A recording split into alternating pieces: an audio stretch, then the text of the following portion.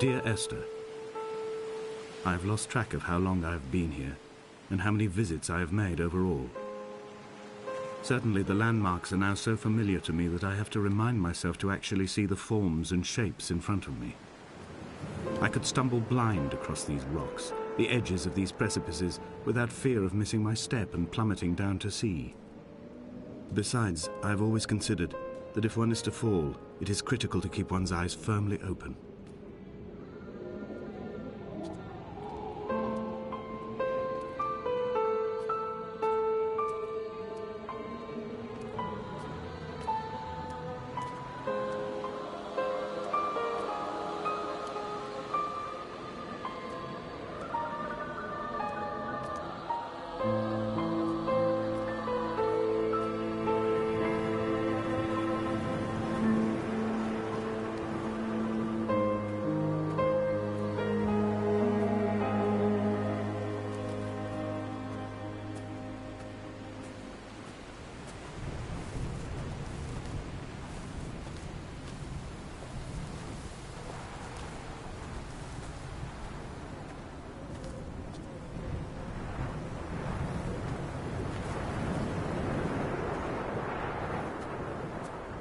Donnelly reported the legend of the hermit, a holy man who sought solitude in its most pure form. Allegedly, he rode here from the mainland in a boat without a bottom, so all the creatures of the sea could rise at night to converse with him. How disappointed he must have been with their chatter. Perhaps now, when all that haunts the ocean is the rubbish dumped from the tankers, he'd find more peace. They say he threw his arms wide in a valley on the south side, and the cliff opened up to provide him shelter. They say he died of fever 116 years later. The shepherds left gifts for him at the mouth of the cave, but Donnelly records they never claimed to have seen him. I have visited the cave and I have left my gifts, but like them, I appear to be an unworthy subject of his solitude.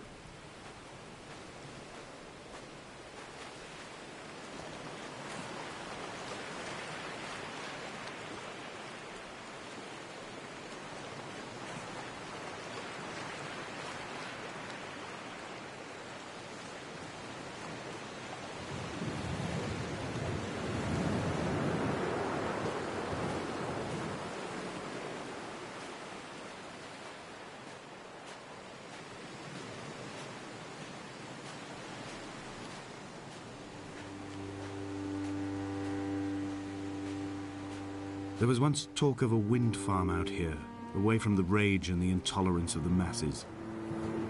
The sea, they said, is too rough for the turbines to stand. They clearly never came here to experience the becalming for themselves. Personally, I would have supported it. Turbines would be a fitting contemporary refuge for a hermit. The revolution and the permanence.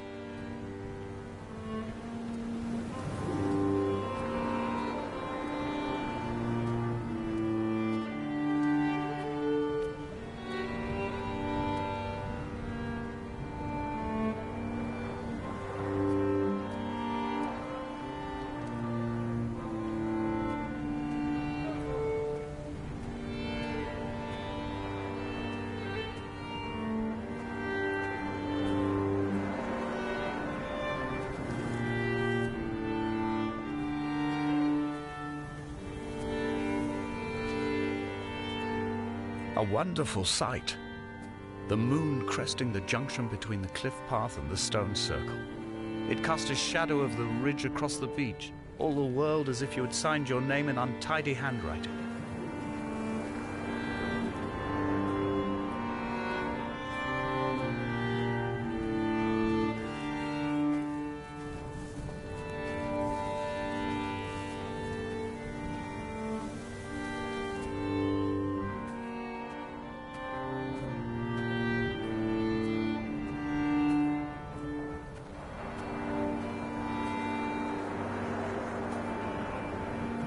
When someone had died or was dying, or was so ill they gave up what little hope they could sacrifice, they cut parallel lines into the cliff, exposing the white chalk beneath.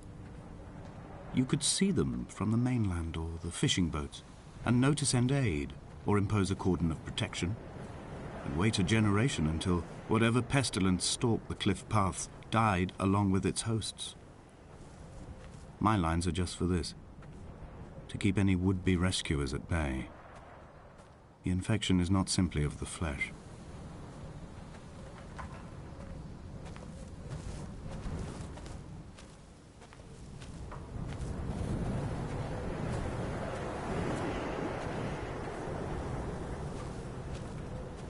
We are not like Lot's wife, you and I. We feel no particular need to turn back. There's nothing to be seen if we did.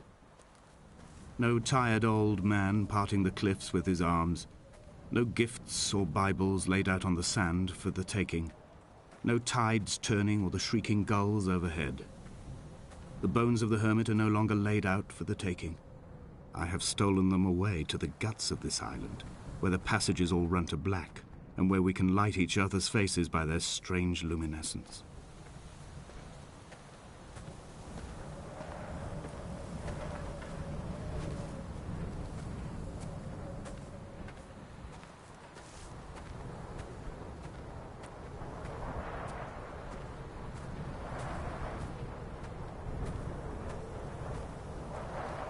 Dear Esther, I met Paul. I made my own little pilgrimage. My Damascus, a small semi-detached on the outskirts of Wolverhampton. We drank coffee in his kitchen and tried to connect to one another. Although he knew I hadn't come in search of an apology, reason or retribution, he still spiraled in panic, thrown high and lucid by his own dented bonnet. Responsibility had made him old. Like us, he'd already passed beyond any conceivable boundary of life.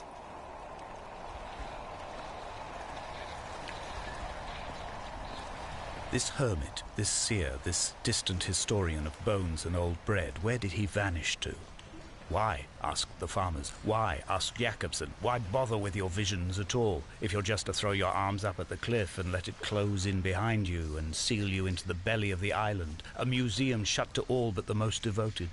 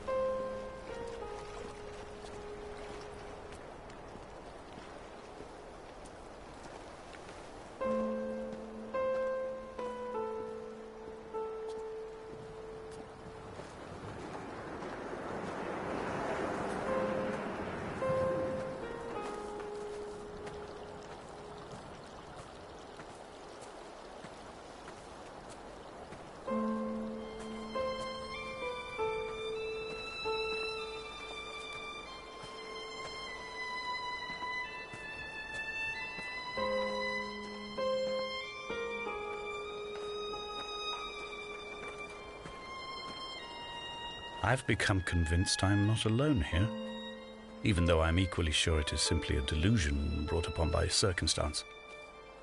I do not, for instance, remember where I found the candles, or why I took it upon myself to light such a strange pathway. Perhaps it is only for those who are bound to follow.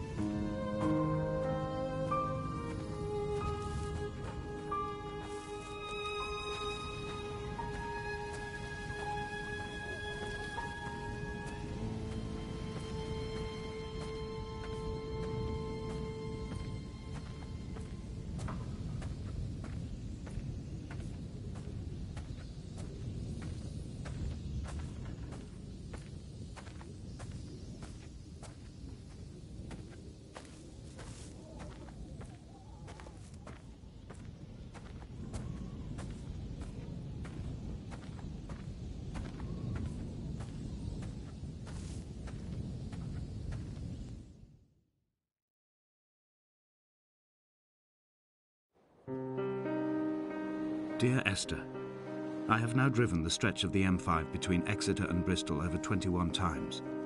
But although I have all the reports and all the witnesses, and have cross-referenced them within a millimetre using my Ordnance Survey maps, I simply cannot find the location. You'd think there would be marks to serve as some evidence. It's somewhere between the turn-off for Sanford and the welcome brake services. But although I can always see it in my rear-view mirror, I have as yet been unable to pull ashore.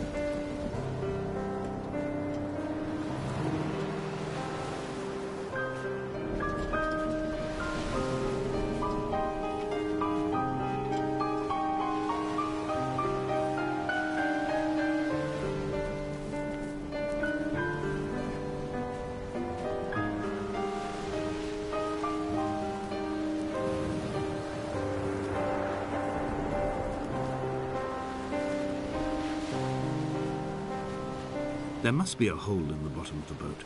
How else could new hermits have arrived?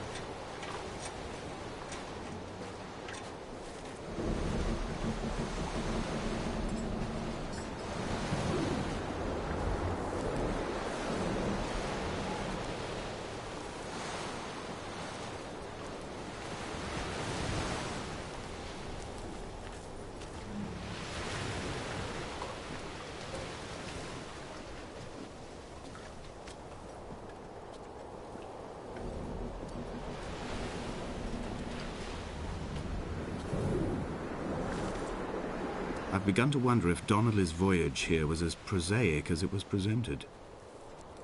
How disappointed not to have found the bones of the holy man. No wonder he hated the inhabitants so. To him they must have seemed like barnacles mindlessly clinging to a mercy seat. Why cling so hard to the rock? Because it is the only thing that stops us from sliding into the ocean, into oblivion.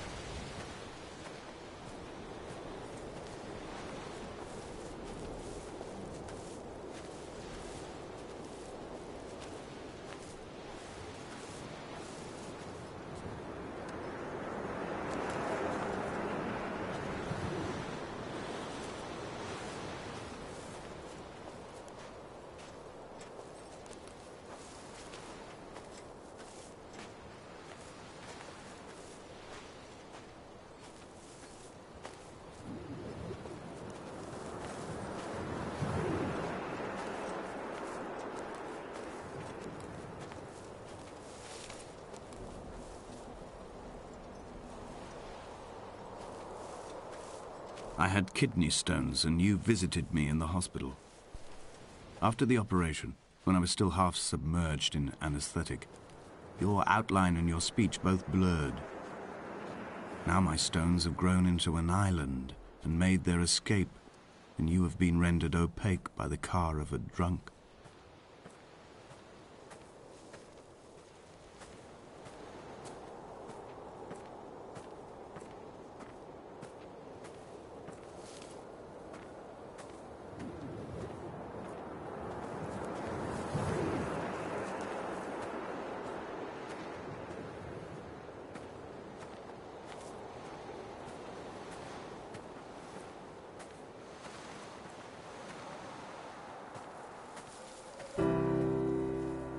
Begun to climb, away from the sea and towards the center. It is a straight line to the summit, where the evening begins to coil around the aerial and squeeze the signals into early silence. The bothy squats against the mount to avoid the gaze of the aerial. I too will creep under the island like an animal and approach it from the northern shore.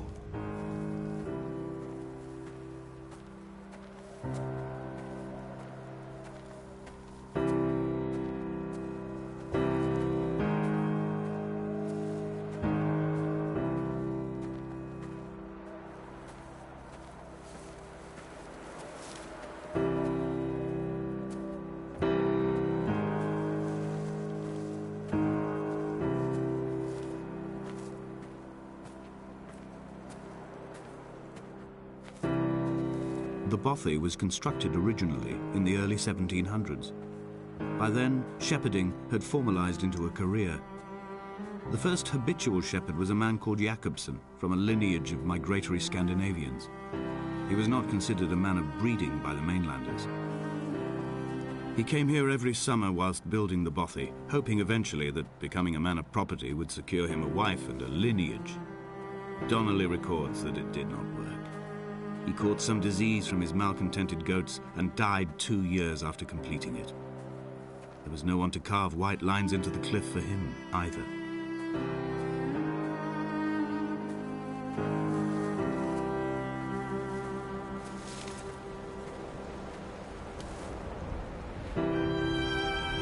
My heart is landfill.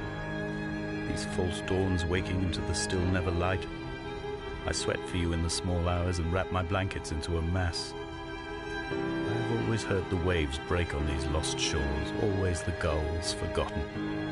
I can lift this bottle to my ear, and all there ever is for me is this Hebridean music.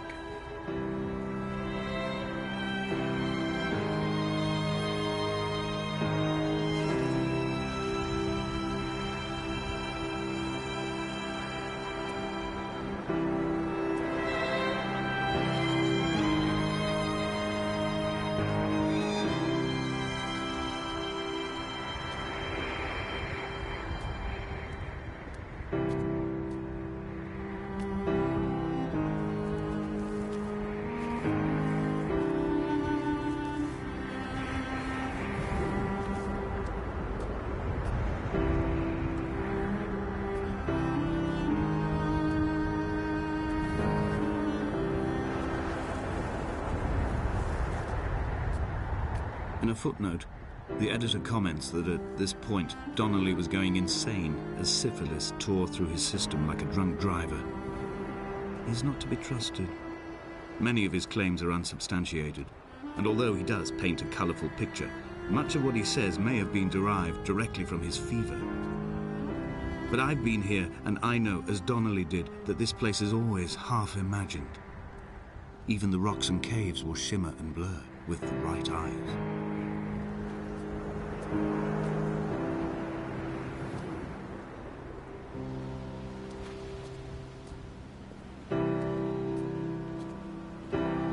They found Jakobsen in early spring. The thaw had only just come. Even though he'd been dead nearly 7 months, his body had been frozen right down to the nerves and had not even begun to decompose. All around him, small flowers were reaching for the weak sun. The goats had adjusted happily to life without a shepherd and were grazing freely about the valley. Donnelly reports they hurled the body in fear and disgust down the shaft, but I cannot corroborate this story.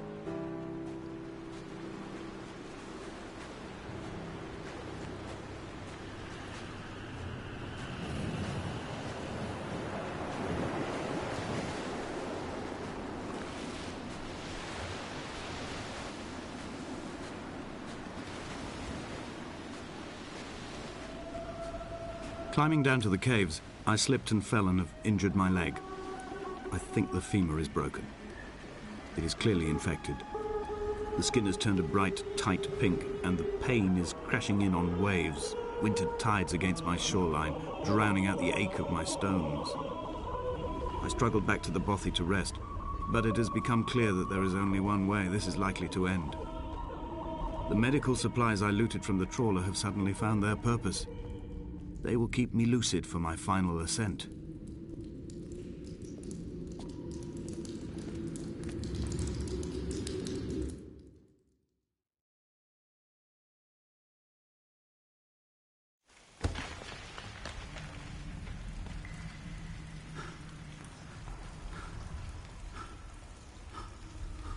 Did Jakobsen crawl this far?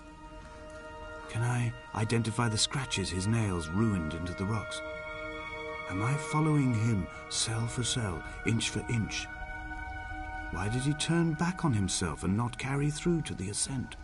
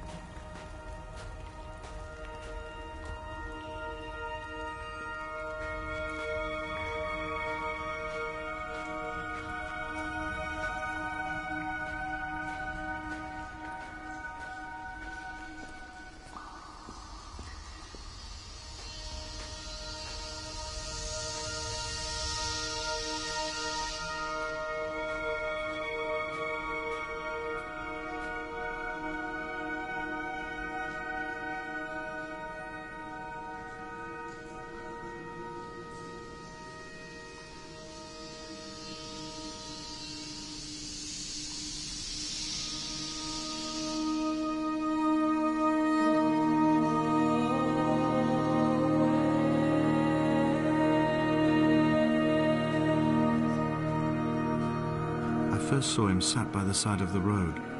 I was waiting for you to be cut out of the wreckage. The car looked like it had been dropped from a great height. The guts of the engine spilled over the tarmac, like water underground.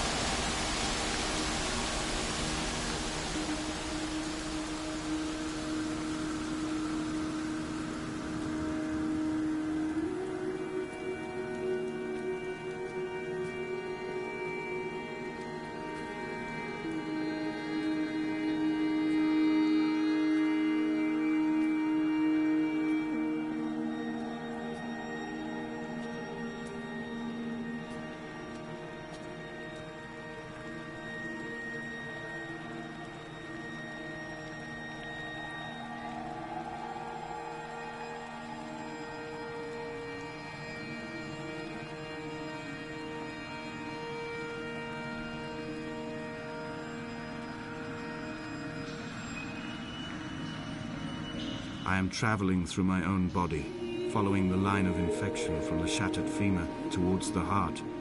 I swallow fistfuls of painkillers to stay lucid. In my delirium, I see the twin lights of the moon and the Ariel shining to me through the rocks.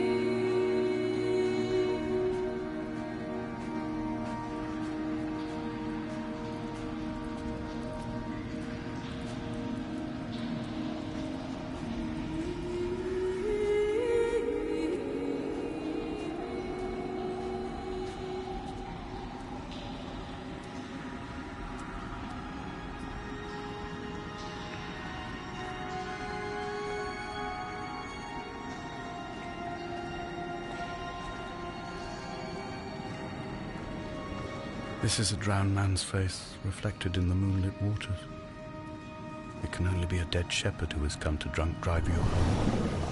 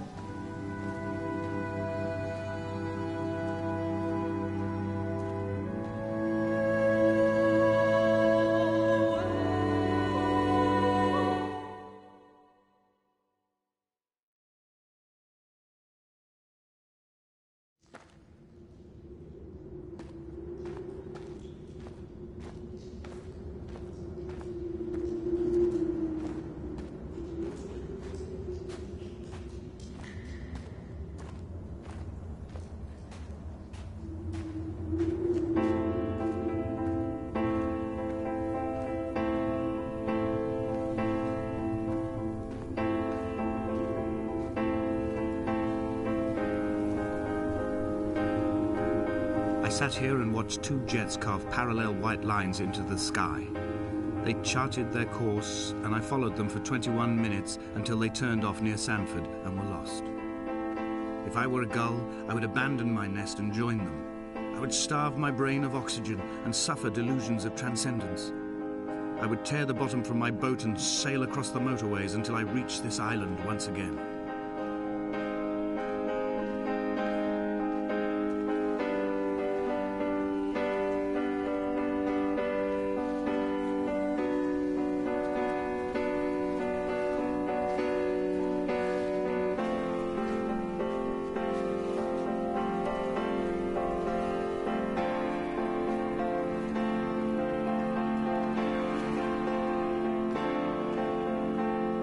We shall begin to assemble our own version of the North Shore. We will scrawl in dead languages and electrical diagrams and hide them away for future theologians to muse and mumble over. We will send a letter to Esther Donnelly and demand her answer.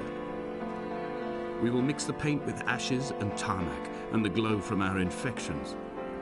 We will paint a moon over the Sanford Junction and blue lights falling like stars along the hard shoulder.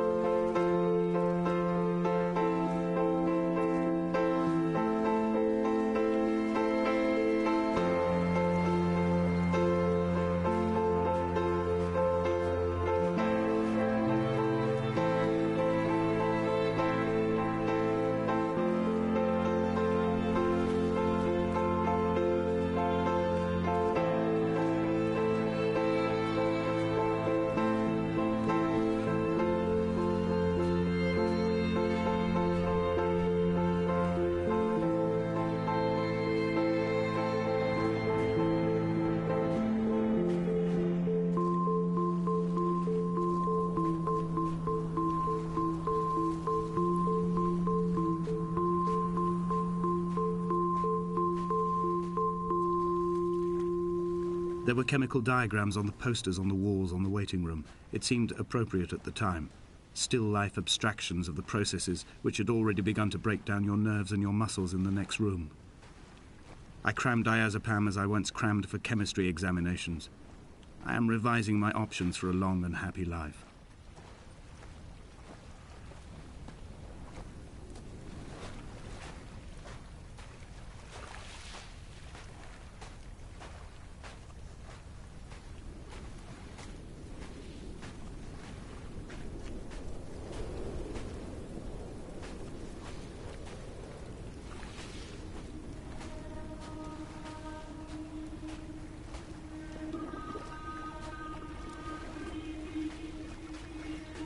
From here, I can see my armada.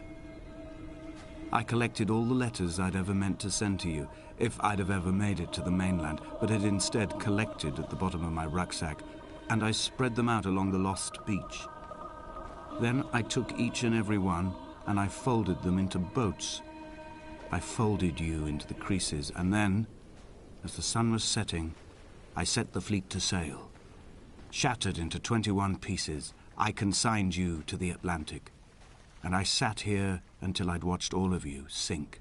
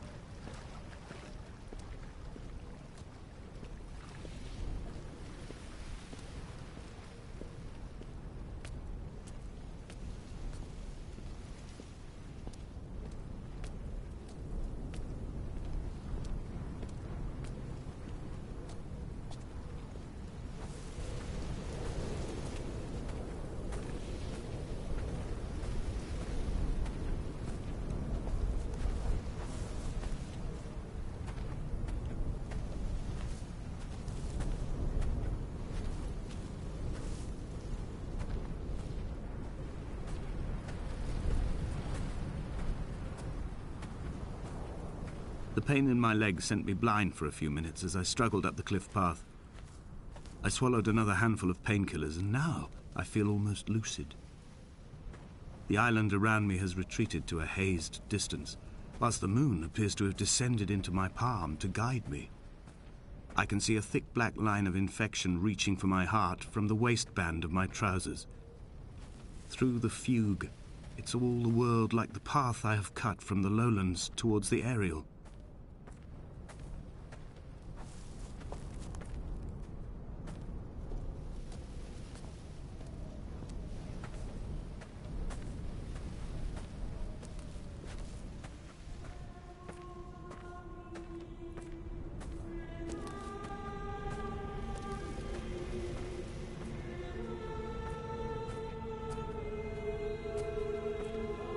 I've begun my voyage in a paper boat without a bottom. I will fly to the moon in it. I've been folded along a crease in time, a weakness in the sheet of life. Now you've settled on the opposite side of the paper to me. I can see your traces in the ink that soaks through the fiber, the pulped vegetation. When we become waterlogged and the cage disintegrates, we will intermingle. When this paper aeroplane leaves the cliff edge and carves parallel vapor trails in the dark, we will come together.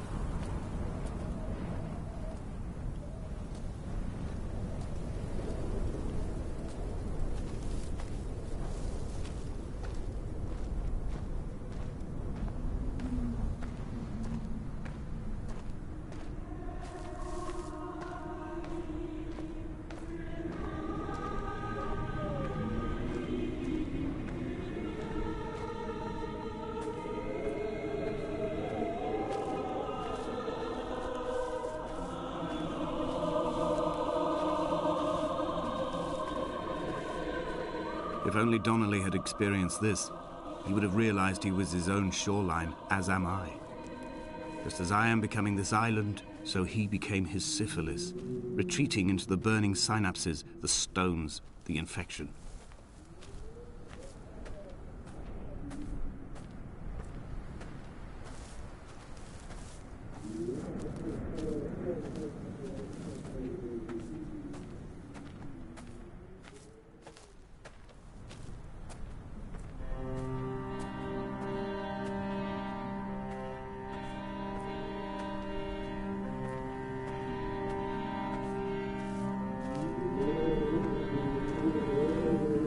Bent back like a nail, like a hangnail, like a drowning man clung onto the wheel, drunk and spiraled, washed onto the lost shore under a moon as fractured as a shattered wing. We cleave, we are flight and suspended, these wretched painkillers, this form inconstant. I will take flight, I will take flight.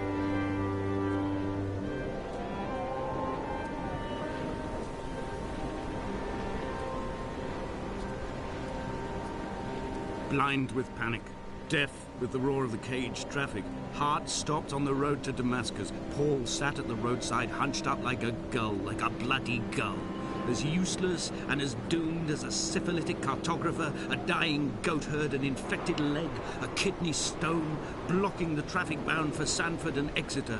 He was not drunk, Esther. He was not drunk at all. All his roads and his tunnels and his paths led inevitably to this moment of impact. This is not a recorded natural condition. He should not be sat there with his chemicals and his circuit diagrams. He should not be sat there at all.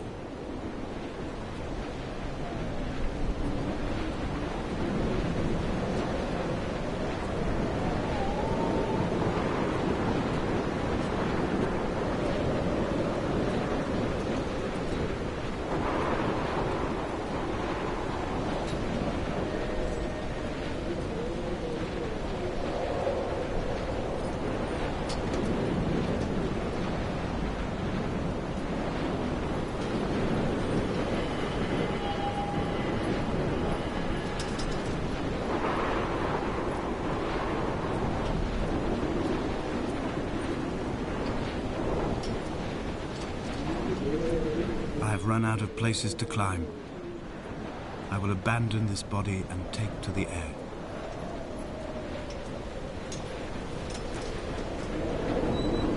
Dear Esther, I have burnt my belongings, my books, this death certificate. Mine will be written all across this island. Who was Jakobsen? Who remembers him? Donnelly has written of him, but who was Donnelly? Who remembers him? I have painted, carved, hewn, scored into this space all that I could draw from him. There will be another to these shores to remember me. I will rise from the ocean like an island without bottom, come together like a stone, become an aerial, a beacon, that they will not forget you. We have always been drawn here. One day the gulls will return and nest in our bones and our history. I will look to my left and see Esther Donnelly flying beside me. I will look to my right and see Paul Jakobsen flying beside me. They will leave white lines carved into the air to reach the mainland, where help will be sent.